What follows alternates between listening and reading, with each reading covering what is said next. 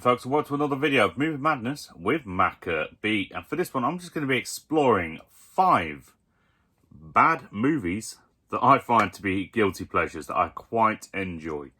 Now, the determination of whether a film's bad or not for this particular video has been taken from 2 things. The Rotten Tomatoes rating that it receives, and then just my general experience of, like critics and things I've seen in the past, their opinions on things. So these are going to be 5 films that most people apparently think are shit, but I actually think are quite enjoyable. So without further ado, let's get into this. So the first one on our list, Freddy vs. Jason. Now this one actually holds the highest Rotten Tomatoes rating out of all of them, which is currently at 41%, which I don't think is actually that bad. But a lot of people didn't. I don't know why they didn't like this film. I think it was just because it was very campy. Obviously, we were used to Freddy and Jason individually being quite severe horror icons, quite brutal and bloody. And I think probably the campiness of how the film was made is why a lot of people didn't like it. At the time of release, anyway. I'd say based on the Rotten Tomatoes score, it's probably gained a bit of a cult following over time. But for me personally, I love this film. Specifically because of the campiness. Because when you go into a film with Freddy vs. Jason, you want to see them, at some point or another, kick the living shit out of each other, let's be honest. And we get exactly that towards the end of the film. It was a good, 10 minutes, I'd say. Possibly 10 minutes of them just beating the holy hell out of each other. And I was living for it. It was fucking beautiful to watch. They did not hold back on the gore. They did not hold back on the violence for them areas. Absolutely loved it. I think the kills that they had throughout the films, majority of them being from Jason, were just stellar. No, I don't think I had any complaints actually with any of the kills that were in this film. One of the things that makes it a guilty pleasure, because they're not phoning it in. They're still giving us 110% of what we want to see, just with a more comedic element. And I think at the time, because it was 2003 when they released this, that late 90s, early 2000s, that was the peak period where they were trying to make horror comedies, it would seem. You got 2009 when they made Drag Me to Hell. A lot of people hated that film. It's not a guilty pleasure film for me, but I found enjoyable elements with it. But I think right back in the early 2000s, that's probably what they were working with. And like I said, I absolutely loved this film, and I thought that their ass kickings was fantastic. I'm glad that they kept Robert Englund to play Freddy, because I don't think anybody else could really embody the character the right way. Because I know that, is it Jackie Earle Haley, I think the actor's name? He did it in 2010, and I didn't think that remake was terrible. But it was most definitely not the same kind of Freddy that we'd had beforehand. Which was kind of noticeable, but is one of those things. So for me, Freddy vs. Jason, definitely a guilty pleasure film. I've probably seen it somewhere between 5 and 10 times at this point. Because it's like my go-to horror film on Netflix. And I probably will go and check it out again later today. Anything's possible. But that was my first one, so let's have a little look at what came in for number 2. So for number 2, I actually have Halloween Resurrection. This one holds a 12% Rotten Tomatoes score, and the majority of people just absolutely slate this film. And I will admit, it is a terrible movie. But that is exactly why I love it. Because we'd had so many different things going on in the Halloween franchise beforehand. The whole Cult of Thorn, whatever the bloody hell they called it. We had a bit of Paul Rudd. We had, obviously, Michael Myers is well known as an actor as a character whose actor changes with every film. So we've had that many different looks. I thought that the one we got in this one was actually one of the more solid ones. I liked that we could see the eyes. And I liked the comedic effect that they went with it. Because, again, it was early 2000s.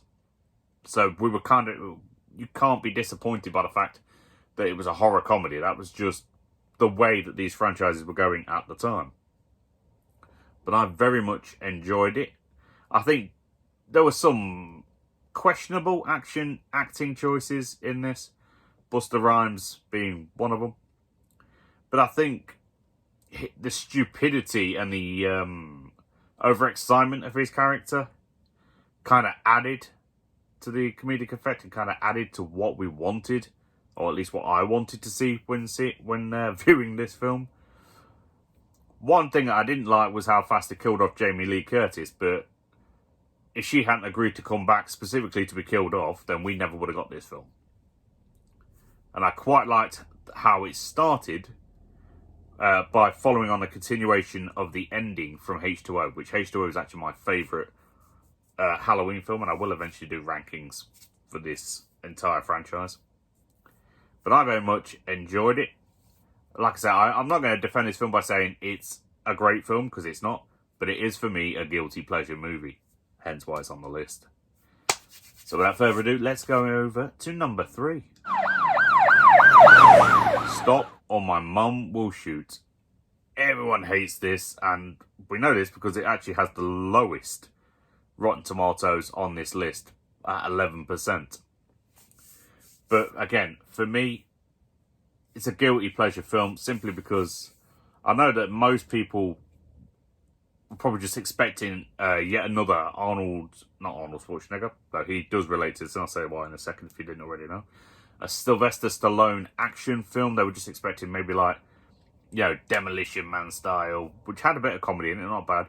Or some of his, like Rocky and Rambo, is gritty fighter kind of things, which I enjoy them roles. But for this one, it was nice to see just a complete campy experience. Because you've got him trying to be the tough cop, and then you've got one thing we can all relate to, the overbearing mother kind of thing. And it worked beautifully. I think Estelle Getty and Stallone worked. They were cracking together. I think they worked very well off of each other. I think that she embodied the role perfectly. Like, just watch it, you could see you were getting that, overbearing mother, overbearing grandma kind of feel from her. And when she was cleaning his gun and absolutely fucked it. That was absolutely fantastic for me. Now, if you're not understanding why I accidentally slipped Arnold Schwarzenegger's name in before, just a little fun fact for you. Arnold Schwarzenegger actually tricked Stallone into taking this movie role.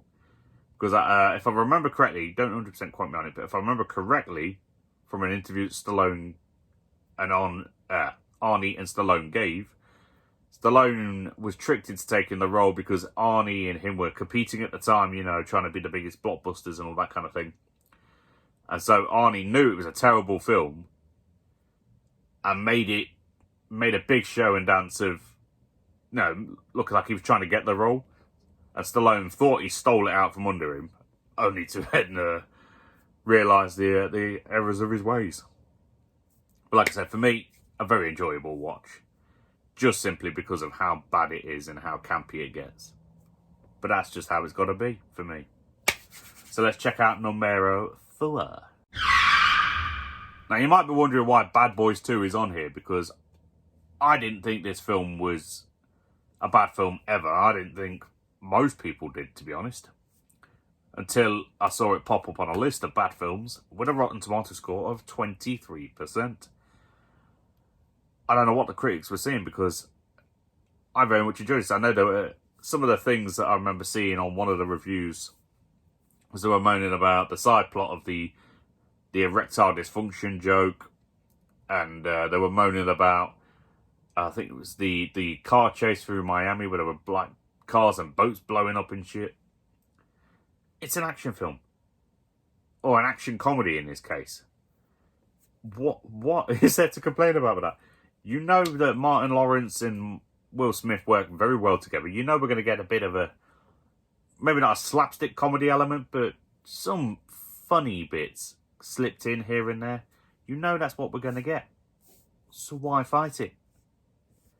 We got exactly what we wanted. We got what it said on the tin. We got Bad Boys twice. 2 over. Absolutely love this film. Some amazing action sequences in this one, I think. I very much enjoyed the bit at the end where the guy gets popped in the head and then ends up on a bloody landmine. That was one of the best bits for me. I think the comedy and action combination was very much on point for this. Like that, I think that scene with the erectile dysfunction thing and the ecstasy is one of the most relatable scenes, because most people can quote that, you know, she's covering the baby's ears, and y'all two motherfuckers need Jesus. And you two motherfuckers need Jesus. Cover your ears, baby. Everybody knows that line, pretty much at this point. Which, for me, puts it into iconic. And then you've got the shootout with, I think it was the Haitians, was it, in that like house that they were shooting out in? I absolutely love that. You just got Will Smith there dropping bullets, and he's firing through holes and calling himself the devil. I don't know what there was to hate about this one. I don't know how it made it onto a list of bad films, but it did. And I consider it to be a guilty pleasure film, so here it is, right here on this video. But hey ho, let's finish this off and check out what number 5 is. So this final one, definitely one of the Wayans brothers' best films, in my opinion. And yet again, how the hell anyone dared to put this on a bad movies list? Or why the hell Rotten Tomatoes only gave it 15%?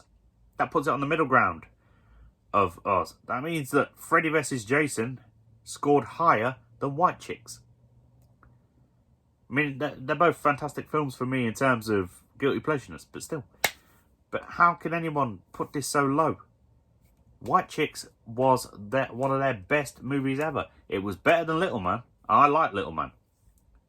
And it was definitely better than Don't Be a Menace to South Central whilst drinking your juice. Or whatever it was. No, Don't Be a Menace. I don't know, there was something about a bloody...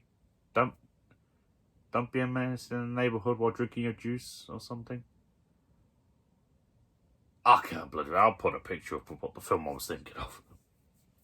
Either way, for me, the Wayans brothers have always been fantastic comedians in terms of their acting and their slapstick, you know, making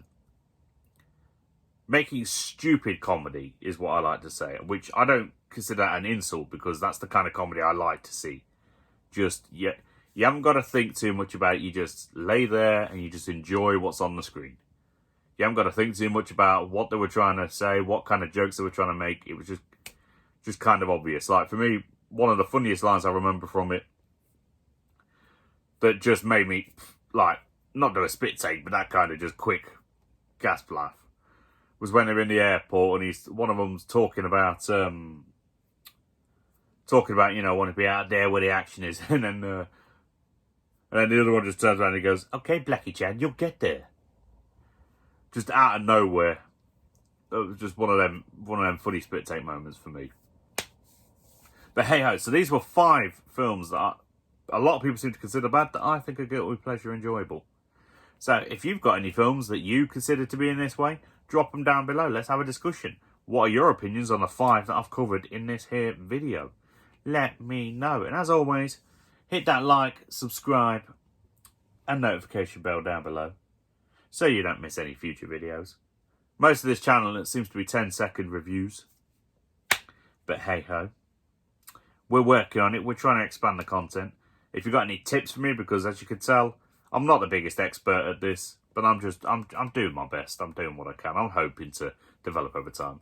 Drop them down below. And don't forget, or I say don't forget, if you're not aware, I am doing a 1,000 subscriber giveaway on the channel right now. It's going to last until I hit 1,000 subscribers. There is a video on my YouTube profile. Feel free to check that out. But basically, just to give you the quick premise, 1,000 subscribers, I'm giving away a 1-year subscription worldwide. So anyone can win it, a 1-year subscription to a streaming service of your choice. Netflix, Shudder, Disney+, whatever the hell other ones are in other countries. I know there are a fair few. If you win it, you let me know. I'll buy you a whole year of watching. Whatever you want. But hey ho. So that's everything I had for you in this one, folks. Stay safe. Have a good day, night, evening, afternoon, or whatever the hell it is. Wherever the hell you are. Movie Madness Maccabee out.